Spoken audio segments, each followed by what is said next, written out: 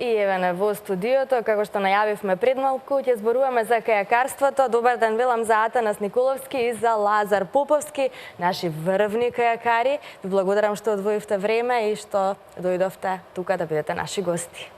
И со цело срце сакаат кајакот да стане уште попопуларен спорт во Македонија. Направивте многу за да го популаризирате спортот. Ви благодарам што се уште со толку голема мотивација, енергија ги насочувате децата, младите да се занимаваат со тој спорт. Тежок ли е кајакот во суштина? Па најпрво од мене една огромна благодарност што повторно сме гости во ТВ Нова.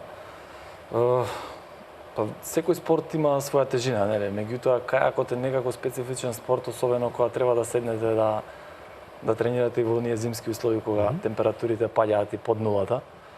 Така да ако е екстремен спорт, бидејќи е спорт во вода, во реки и така натаму, уште поекстремен е што треба во екстремни температури во зимно време да ги тренирате. Така да ние двајца тоа сме го искусиле. Да не кажам дека долго време и заедно трениравме и бевме конкуренти. Така да мислам дека она што кажа конкуренти. Па се. Да, тоа е еден краток период. Добра, разлика сме да се доближи како разлика сме 5 години, така да. Дали кајакарството се смета за ризичен спорт? Со оглед на ова што наведе, сигурно е во групата на ризични спортови. Безбедноста е секогаш на прво место. Мислам дека секој што не е пробал да кајакари во животот, посебно вака наш граѓанин, е навистина посиромашен за едно животно искуство. Бидејќи кајакот сепак не е само да седнеш и да се измориш. Лаички така размислувам.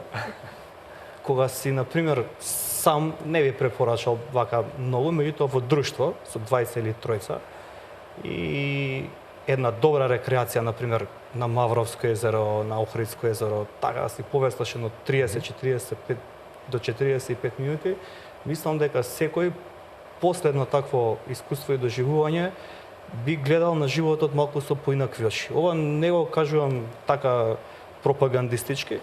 Навистина, ако било кој вака малку направи некои истражување за кајакарството, сега зборувам во целина, за сите форми на кајакарање, мирна вода, дива вода, слалом, спуст и така натаму, значи навистина е еден од спортовите кои што прават промени кај луѓето во секој спорт. Еве во овој момент гледаме инсерти од вашиот спорт.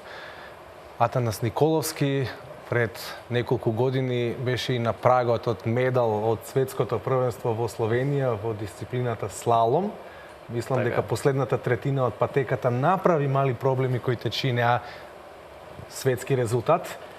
Па така, во полуфиналното возење завршив како прво пласиран и на крај во финалето возев како последен, бидејќи сите го чекаа мојот резултат. Некаде на меѓу времето имав трето пласирано време, со што беше некаде околу 2 секунди послабо од прво пласираниот. Не, од прво пласираниот во тој момент, што стана светски првак, Даниеле Молменти од Италија. Меѓутоа, по самото поминување на меѓу времето имав една грешка, односно казнен поен и постава да тргна све. Поинаку размислуваш во тие моменти кога возиш за златен медал? Па знаеш што, многу ми имаат прашано како се осеќав на тој надпревар. Бев доста добро сконцентриран и многу бев тргнат на страна од све што се случуваше околу мене. Бев фокусиран на она што требаше да го направам и во еден момент меѓу првото и второто возење на татко му реков: "Спреми ми опремата, денеска сме спремни да земеме медал." Така да бев стварно спремен. Можам да кажам дека горе на стартот кога застанав прво бев чудоневиден, пошто во Словенија кајакот е, како да речеме кај нас, не знам кој спорт, ракометот е, сега фудбалот. Како религија. Па имаш околу 15.000 гледачи. Така да вие на старт кога стоите, таква е патеката, вистинската разлика од стартот до луѓето кои што се на трибините е доста голема. Не гледате ништо, само гледате знамења и навивачи. Така да една атмосфера која нормално дига адреналин, второ знаете дека сите чекаат на вас да дојдете до доле и да да го знаат распоредот на надпреварот. За жал на крајот да испадна така да завршам како седмо пласиран, што нормално е одличен резултат, меѓутоа ете да не беа оние, па јас долго време после тоа не можев да го гледам финалното возење. Допред 1-2 години не можев не сакав да изгледам трката, така да може да замислиш колку е болно и тешко да ете во тој момент сам на себе си признаеш не успеав да земам медал. Сатисфакција и за Лазе и за Атанас е тоа што вие двајца во суштина сте кајакот во Македонија. Се доживувате ли? Он беше председател. Значи во мислам како да кажам, Атанас става малку пред време се израдува. За жал, го плати цехот на неискуството. Од такви битки на големи надпреварувања. Значи, да изигравме малку по-тактички, ќе направивме уште подобар резултат, веројатно за медал, зашто навистина беше блиско. Но сите останати што беа во тоа финале, веќе имаат такви битки на неколку дана за светски европски првенства, беа многу посконцентрирани. Друго, кога си прв у полуфинале, тоа е најнезгодна ситуација. Значи, ја некако гледав реприза од оно што мене ми се случуваше 2004 во Атина. Ја имав идеалната стартна позиција после квалификациите, бев шести, и тоа е идеална позиција што тогаш напаѓаш, значи овие првите тројца мора да паднат, тоа по секоја цена. Исто се случи во Атина, тој што победи во квалификациите, како Атанас на светското првенство, после тоа беше 10 или 11 у финале, бидејќи навистина притисокот е голем. Ова е спорт во кој што за жал ради тие телевизиски преноси се направија такви правила да има 2 дена 2 надпревари. Мислам, тоа е за надпреварувачите премногу, бидејќи немаш никаква предност. На Олимпијада, например, атлетика. Ако победиш у група, гледаш дека позади тебе не трчаш максимално уште во групи, а кај нас мораш и квалификации, полуфинали и финале, се да возиш на максимум. А конкуренцијата е толку голема што едноставно тоа беше тоа. Меѓутоа Атанас после проба уште на други светски првенства, сепак не знам, едноставно за некои работи па и Господ дава еднаш у животот. Сега тоа е.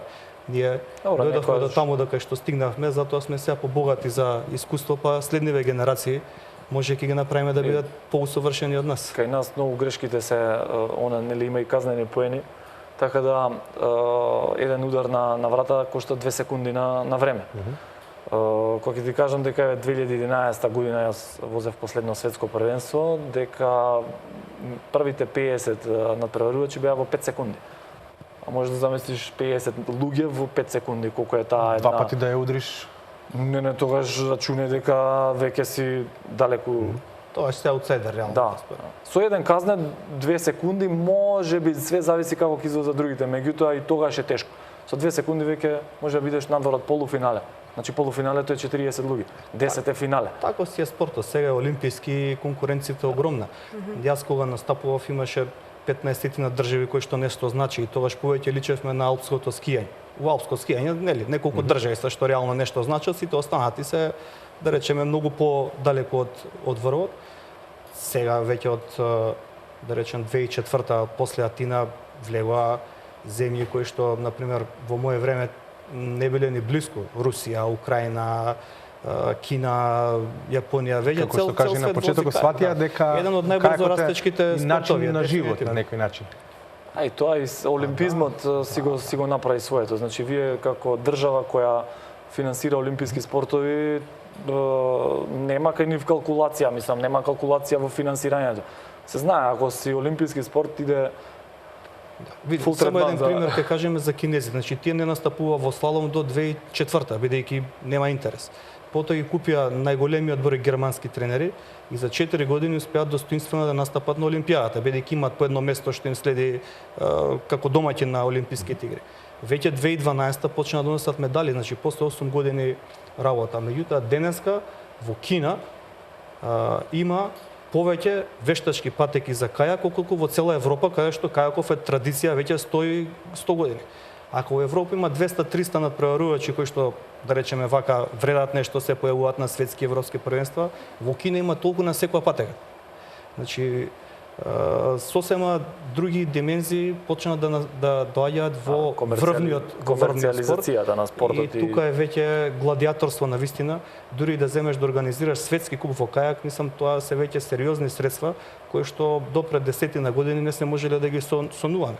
Затоа и малку ние сега повеќе се ориентираме на тоа да го задржиме спортот, да го направиме атрактивен во национални рамки, да има голем број на луѓе кои што ќе сакаат да пробаат, млади деца да се инволвираат и со тек на време да речеме тој од 1000 деца, јас според мене ќе бидат едно или две кои што навистина ќе може да ги донесеме до некаков врвен спортски резултат, нормално ако при тоа се работи квалитетно и дисциплинирано. Ние не дека не знаеме, меѓутоа си бара време и си бара работа. Да, си бара работа. Како што спомена, да, преку проектот. Кај нас генерално да речеме во нашиот спорт и Лазар мислам дека ќе се согласи дека повеќето да не речам нека е фамилиарен спорт, меѓутоа ако земете традиционално, не знам, на Лазе татко бил кајакар, мојот татко бил кајакар. Дали тоа имаше влијание вие да се започнете да се занимавате со кајакарство? Да, нормално од најмала возраст сме во клуб. Односно ние двајцата сме од исти клуб, од кајакарно сакаше да весла, па мораш. Имавте ли страв како деца? Имавте ли страв како деца да се Ја тренирав скијање. Мислам, тренирав скијање и напоредно. Како ти беше кога започна да се занимаваш со кајакарство? Не, види. Вака ќе ти кажам. Значи, јас тренирав и скијање и кајак. Значи, зимно време идев на скијање, а летно време идев на кајак. Не дека не доаѓав и зимно време да тренирам, меѓутоа избегавав. Повеќе. Се интересно е што наша прв настап негов и прв медал и мој негов. На смевката на Лазе доволно зборува колку се бил сериозен. Па да, 87 година. Ја ставаше опремата дома на тераса да се суши. Ама сува. Татко му тајка беше на тренинг. Прво ја чував у клуб, затоа што мајка ми не ми дозволуваше да веслам. Демек зимно време ладно е кај ќе идеш да веслаш. Мајка како мајка мора да се грижи за своето дете. Прво ја чував во клуб и ненадено тогаш баш таа 87 година ние трети завршуваме на републичко првенство тогаш и давам изјава на телевизија и мајка ме видела и од тогаш више готова беше. Иначе заедничка прв медал заеднички ние 87 година во C2 спуст возев. Знам дека се каравме цела трка од почеток до крај. Сега преку проектот Сите во кајак, да, сакате да ги насочите младите, децата да се занимаваат со спорт? Тоа го почнав јас во 2010-та, кога дојдов како претседател во Кајакарската федерација, имаше еден турбулентен период, требаше да се стабилизира и во делот на новата програма што ми беше тогаш за развој за млади таленти го иницииравме тој проект. Тогаш беше за сите клубови. Меѓутоа останатите клубови низ републикава некако не многу се нафатија околу таа идеја и остана некако во кајакано клубот Илинден. Потоа бидејќи јас заминав на други обврски во агенцијата, од 2011 го работеше Атанас како проект лидер, да речем, на целата таа приказна. Меѓутоа лани имавме во федерацијата ново раководство, значи џентлменски едно примо предавање на функцијата и дојде Коста Ефтимов кој што исто така наш пријател. Мислам човек од спортот сега етаблиран, семен човек и така натаму. И тој едноставно си направи еден нов тим, нов тим, како да кажем, во кој што наместо еден човек, кој што беше Атанас неколку години поред да мораше се да работи, да биде и спортски директор, организатор или инденски, значи буквално целиот тоа реално оперативно падна на негов грб. Сега со доаѓањето на Коста полека правиме еден тим во кој што ја го водам делот за промоција. Имаме инсерти од проектот, ова е на Езерце во градскиот парк. Промоција на Сите во кајак и сега направивме еден тим, да речеме од оваа година. Во тимот се приклучи како координатор Ирена Блажевска, па сега организационно ни е многу полесно. Каква е заинтересираноста на македонците? Ќе ви кажам, а во стручниот дел Атанас ги води значи тренерите и покрај Стефан и Даме кои што ни се традиционални тренери во овој проект, од оваа година се приклучи Славица Георгиевска. Сега како поранешна кајакарка, член на нашиот клуб, Славица доста допринесе, да речеме, во делот на работа со девојчињата, што ние вака многу не сме го имале како момент. Тоа си вроди со плод. Оваа година на крај. Ја мислам дека поминаа преку 2000 дечиња. Работевме понеделник и среда. Поддржани сме од градот Скопје, значи тренерите кои што работат на проектот и реално тие кои што се платени од градот, да даваат бесплатни часови по кајак на заинтересираните граѓани. Преку 2000 луѓе имавме заинтересирано, во клубот некаде во септември ни остана 12 дечиња кои што скоро цела зима помина со нас. Имавме и Матко куп, имавме државно првенство, стоивме златна медаља како клуб, сега зборувам. Значи Мила Блажевска беше прва на пионерското првенство за најмлади категории, исто така и на Матко купот. Тоа се некои надпревари за деца, повеќе полигон. Значи во градскиот парк направивме еден кајак парк, еден полигон, повеќе забава отколку некои не знам какви тренинзи. И потоа значи преминавме во спортскиот центар Борис Трајковски. Тоа е новитет од оваа година. По примерот на европските центри, бидејќи знаеме посебно горе во Италија веќе има и надпревари по кајак во базен зимно време. Да, последните инсерти беа од спортскиот центар Трајковски. И цела зима значи работиме на апликацијата www.sitevokajak.com. Вообичаено после вакви настапи на телевизија или некаде, бидејќи стварно сме солидно, посебно од ТВ Нова, на вистина добро покриени медиумски, мислам сосема доволно како за еден таков проект. И веднаш после тоа имаме по 8, по 9, по 10 луѓе заинтересирани, бидејќи немаме ние лимит сега во делот на тоа кој. Ние би сакале да работиме со дечиња 8 до 10 години, меѓутоа секој е добре дојден да дојде да проба да види. Клубот има врвна опрема, во тоа не треба да се сомневаме. Не треба да понесуваат. Значи не треба ништо сега за сега додека сме во базен уште еден викенд. Значи доволни се оние работи кои што се по правилата Која е на горната базенот. граница на која можеш да се пријавиш? Па горната граница ентузијазмот ја одредува. Значи ние на никого не сме му рекле, не Има и за битно да е дечиња, има и за возрастни, така да, да. мора да е пред се, значи секој Меѓутоа да за си да има почне да тренира некаде до 13 години. да, би 10 била до 12 години децата се идеално, определуваат. Имаме мали дечиња од 6 до 8 години. Како Тие ти пак се тие ги носиме дел во базен, меѓутоа дел одат на моторика, вторник и четврток. Имаме како клуб термини земени под комерцијални услови во Борис Трајковски, тука си плаќаме, значи тука не можеме да одиме со бесплатно. И веќе ги воведуваме преку тие тренинзи во вака да речеме спортот да им стане секојдневие, па после доаѓаат гледат и така, но да ги примамиме. Се целата работа е како да ги примамиме, бидејќи на децата во денешно време, посебно по младите, сега се нови генерации на дечиња, нови генерации пред се на родители. И навистина имаат пред себе широк спектар на разни можности за забава после школските активности. Во наше време тоа беше спортот, беше најголема забава, да речам. Значи немаше многу Добре што било така. телевизии, немаше Сега многу интернетот си го компјутери, прави интернет. своето, да. Сега треба ние баш тој дух да им го пренесеме, барем да им биде забавно, а потоа тие што се заинтересирани, кои што и родителите можеби сакаат да и понатаму се занимаваат со спорт, имаат кај нас идеални услови. Сега во кај клубот Илинден, реално да збориме, има стварно идеални услови. Значи има опрема, има тренери, има, мислам, 20 олимпијци, нема ни еден клуб во Република Македонија уединен спорт. Сега да бидеме искрени, има стручен тим меѓународно верификуван, значи тренери и така натаму.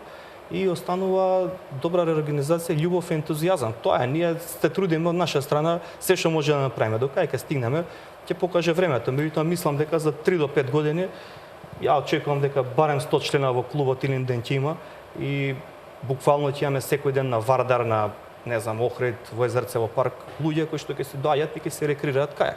Тоа е многу посериозна обврска, Па да. отколку да подготвуваш некој кајакар за настап на европско првенство или Не, сериозно, тоа на се Така. негова работа, мислам, тука е...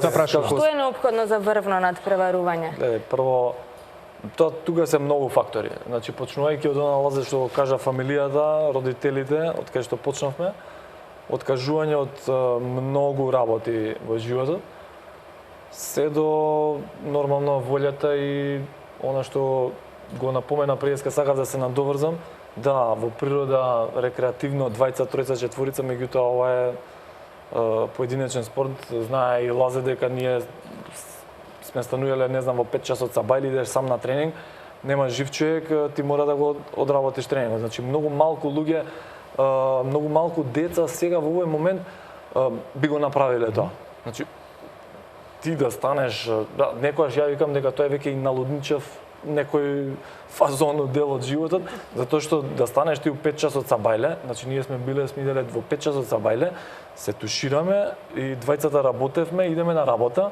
завршуваме со работа, идеме на тренинг. Попладне повторно, вечер теретана. Значи 3 пати до 4 пати во текот на денот сме ги Кајакарите кои сега се подготвуваат за настап на големо надпреварување Реално, на истиот начин се значи, однесуваат они како се- вие кога да, сте биле се- професионалци? Да, реално Меѓутоа- треба 200 до 250 дена е Атанас ги прави тие програми. 200 до 250 дена треба Да си внатре во подготовка кајак. за олимпиец и тоа во кајак. и Значи, тоа не- треба не да оди надвор, во континуитет 4 години. Ако Трчање- се 100 евра на ден подготовка, значи еден олимпиец, па во било кој спорт, еве и во кајакот конкретно ние си ги знаеме бројките, чини од 25 до 35.000 Тоа евра е минимум, годишно, некој- минимум, кој што офаќа комплетно све од опрема до исхрана. Значи тоа е некој просек, некој бенчмарк, толку е во Хрватска, толку е во Словенија, отприлика по надпреварувач инвестицијата. И реално ако ти неси 200 дена во годината до 250 на подготовки на надпревари, не можеш само на матка да тренираш и да отидеш на светско првенство и светски порак, тоа е мислам илузија бидејќи самата си бара, технологија видиш, на овде е работа и специфика, самата не е, да речеме, специфично и мора да се оди на надпревари. Тоа е теренот или базенов е сега 50 метарски или 25 метарски. Не е танцот звездите да Не го е научиш, танцот звездите, не, не, не. танцот и да изиграш. Па не беше ли Три сме зависи. танцот која ти е, звездите? А он имаше добра партнерка, така е, да. Не, гледај, значи овде имаш секоја патека е различна. Не само што самата вода е различна за нели матка и Словенија да речеме не може да Не се е иста, спореда. не може да се Не е спореда, иста, да. меѓутоа и патеката како патека поставеноста на капиите е тотално различна. Значи јас со Скопје не значи дека сум на свој терен. Бидејќи 2 дена, односно 1 ден пред самиот настап ние ја имаме патеката наместена, не смееме да ја пробаме, не да го директно идеме на трка. Така да Неизвестен. самото тоа се повеќе и повеќе го отежнува спортот, нели? Она што ме праша сериозноста, имаме дечиња што се доста сериозни, меѓутоа она што го кажав на почетокот, многу им е тешко да се откажат од нешто што го прават во секојдневието. Значи не може ти сега после тренинг да отидеш, па сега ќе седиме на кафе, не, треба да отидеш дома, да се одмориш. Нормално ако си на факултет да отидеш факултет или што која ти е врската, меѓутоа бара доста откажување. Децата денеска некако не се подготвени да ризикуваат, можеби, ајде да речам, во еден дел од животот, кај што да ризикуваат. Ние сме запознале Можеби милион толку да наши се пријатели посветат. надвор од Република Македонија и се уште контактираме и нормално имаме придобивка од нив. Тоа е бенефитот од спортот. Пријателствата кои ќе ги стекнеш преку спортот остануваат до крајот на животот. Пред да се насочиме кон случувањата кои сега ќе ги организирате, го имаме Бранко Илиевски во живо од тренинг центарот Петар Милошевски во Скопје. Македонската А репрезентација се подготвува за пријателскиот надпревар против Белорусија. Играме во вторник во 18 часот на националната арена. Купете карта, само 100 денари, поддржете го македонскиот фудбал. Ако го имаме Бране Илиевски, ни пренесува кои се најновите случувања од македонската А репрезентација. Па еден од последните тренинзи на македонската фудбалска репрезентација во пресрет на дуелот со Белорусија во вторник 18 часот репрезентативците на Македонија се подготвени и за овој меч. Дел од оние кои настапија против Лихтенштаин се преселија во младинската репрезентација која исто така во вторник ќе игра со надпревар со пријателски карактер против селекцијата на Бугарија, па затоа селекторот Игор Ангеловски има на располагање 16 играчи во моментов. Во понеделник на последниот тренинг ќе се приклучи и Дарко Чурлинов, тоа е најновото име во составот на македонската национална А репрезентација. Само морам да потенцирам дека ова младо момче кој настапува за Келн, игра за младинските репрезентации на Македонија, има 16 години и 8 месеци и се очекува Игор Ангеловски да му даде шанса да настапи против Белорусија, некоја помала минутажа за волја на вистината, но доколку се случи тоа, го очекуваме сите и целокупната македонска спортска фудбалска јавност, тогаш Дарко Чурлинов ќе стане најмладиот дебитант во историјата на македонскиот фудбал во А селекцијата. живота со само 16 години и 8 месеци. Пред почетокот на предпоследниот тренинг на фудбалската репрезентација на Македонија во пресрет на дуелот со Белорусија во вторник од 18 часот на арената Филип II разговаравме со Нестор Гол. Илија Несторовски, кој два пати се запиша во листата на стрелците против Лихтенштајн, за жал не успеа да запише хет-трик бидејќи не искористи пенал. Вели дека атмосферата во националниот тим е извонредна по оваа победа, ни треба нова победа и против Белорусија за да се зацврсти самодовербата на играчите во националниот тим, па предлагам да чуеме неговата изјава. Можам да кажам дека атмосферата во репрезентацијата е одлична уште од првиот ден кога дебитирав за репрезентацијата на Македонија. Атмосферата е секогаш добра, но ни фалеа тие неколку резултати, немавме некоја стреќа на некои утакмици, но еве сега конечно против Лихтенштајн сите викаме дека слаба репрезентација, окей, али треба да се победи таа слаба репрезентација. Видовме, покажавме од првата минута дека ја посекуваме таа победа, ги посекуваме тие трите бода и сега сме стварно стреќни за тие 3 бода и сега со поголема самодоверба влегуваме во понатамошните квалификации. Сега не очекува пријателски надпревар против Белорусија, можеби од резултатско значење не е важен, меѓутоа е важно секогаш да се победи. Што очекувате од овој меч против Белорусија? Па добро, секој надпревар се игра за резултат, значи секоја утакмица сакаме да ја победиме, нормално дека на овој надпревар сега со поголема самодоверба ќе настапиме и се надеваме на победа против Белорусија. Ете, тоа беше Илија Несторовски или поново Нестор Гол, македонскиот фудбалски репрезентативец кој настапува во Палермо, најавува нова добра партија на нашата фудбалска репрезентација во вторник 18 часот. Поканети се сите да ја поддржат фудбалската репрезентација на Македонија и на овој пријателски меч. Златко? Да, и не само репрезентацијата, туку и селекцијата до 21 година, момците кои ќе играат на Европското првенство во Полска, исто така на 28 во вторник од 14 часот на комплексот Петар Милошевски играат против Бугарија контролен надпревар, бодрете ја македонската фудбалска репрезентација.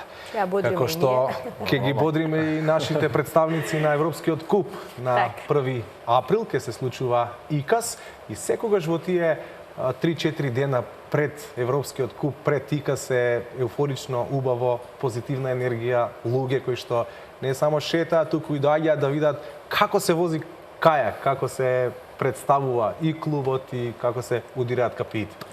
Така, одблизу да се запознаат со овој спорт. Да, мала исправка, значи на 1 април е Европскиот куп, а одма недела после тоа, на 8 и 9 и така е Илинденскиот кајак слалом. Така да 2 викенда поред ќе збогатиме матка со убави квалитетни надпревари во кајак на диви води, во слалом и во спуст. Европскиот куп е во дисциплината спуст. Тоа е еден новитет, да речам, што Кајакарската федерација на Македонија после подолго време повторно го... Ајде малку да ги разјасниме тие дисциплини, за сите оние кои што не знаат. Значи има дисциплина спуст, има слалом, класик и спринт, така? Значи во склоп на Кајакарска федерација на Македонија имаме неколку дисциплини. Тоа е како олимписки дисциплини се слаломот на диви води, спринтот на мирни води, тоа се 2 олимписки дисциплини. Спустот имаме спринт и класик, тоа е неолимписка дисциплина. И од неодамна имаме и СУП, она е стендап педлинг. Така да на даски за веслање и тоа е како новитет од минатата година во Кајакарска федерација на Македонија. Правилата се тотално различни, со тоа што, да речеме, кајакот, слаломот и спустот, веќе од оваа година светските првенства ќе се возат заедно. Значи, кај што ќе се вози слаломот, ќе се вози и спустот. Заради промоцијата на спустот као спорт, меѓутоа и да се зголеми бројот на надпреварувачи, со тоа што слалом надпреварувачите ќе имаат можност да возат и спуст. Така да ќе има поголема бројка и нашите светски првенства ќе траат, па сега за нас можеби не толку добро, бидејќи финансиски тоа ќе не кошта доста пари, меѓутоа ќе траат некаде околу 7-8 дена. И веднаш потоа следува Европското првенство, што ќе се случи во мај. После 8 и 9 април е Европското првенство во Спуст од 11 до 14 мај. Така да ова е воведно ќе биде Европскиот куп како промоција на Спустот. Ние минатата година имавме, меѓутоа цел месец ќе биде во, да речеме, во спортот на кајакот. Два викенди. Цел месец, од 1 април до 14 мај. Знаете што јас сега бидејќи ми е тој дел доверен за промоција на Илинденскиот кајак и на Европско првенство, вклучително и купот. Треба да сме фер во овој момент да кажеме, бидејќи точно, нели стално имаме предиказ голема еуфорија и тоа е најчесто бидејќи е прв надпревар во сезоната, на некој начин отвара сезоната и во европски рамки. После првите надпревари кои што се возат во Австралија вообичаено во месец март, прв европски надпревар е вообичаено икасот. И затоа ние секогаш Илинденскиот кајак слалом и го префрлевме во април, снимале секогаш 10 на 12 држави, секогаш најмалку било балканско првенство. Значи без оглед што викаме икас, секогаш било на ниво на балканско првенство. И стално имало 1, 2, 3 врвни светски имења што сме ги носеле тука на домашен терен и така натаму и така натаму. И веќе тоа си стана градски настан, значи луѓето знаат. Фере да кажем оваа година дека и за Европскиот куп во Спуст и за икас, не знам како стоиме, бидејќи јас сум само тој промотивниот дел и ги следам што се случува во моментот во Словенија.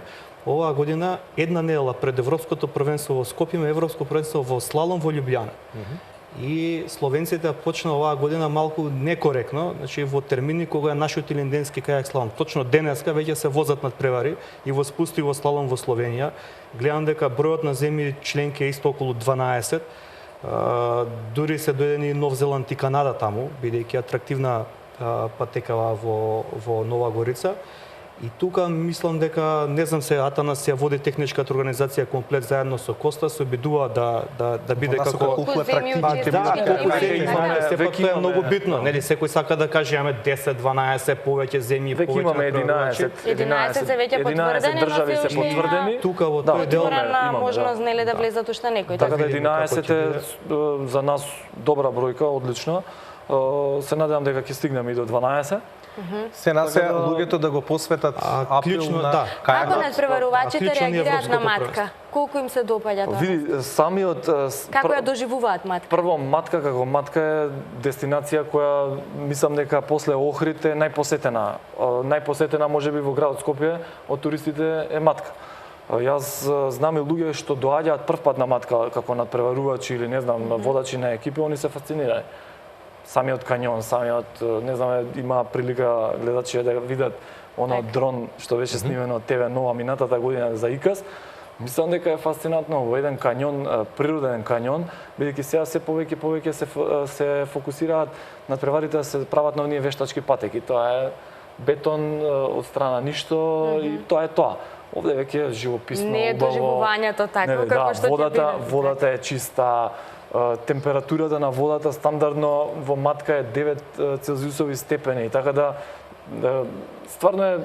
Имаме убави услови, да, прекрасни имаме услови. одлични услови, второ природата ни дава такви услови. Ние максимално се трудиме да ја одржуваме патеката во убава состојба, иако имаме проблеми горе на патеката со одржување на хигиена и така натаму, бидејќи знаеме колку туристи доаѓаат горе, меѓутоа ние како кајакарска федерација тоа го правиме сосема добро и веќе последниве неколку години дури добиваме и од луѓе што доаѓаат на матка пофалби дека ја одржуваме патеката во стварно едно убаво.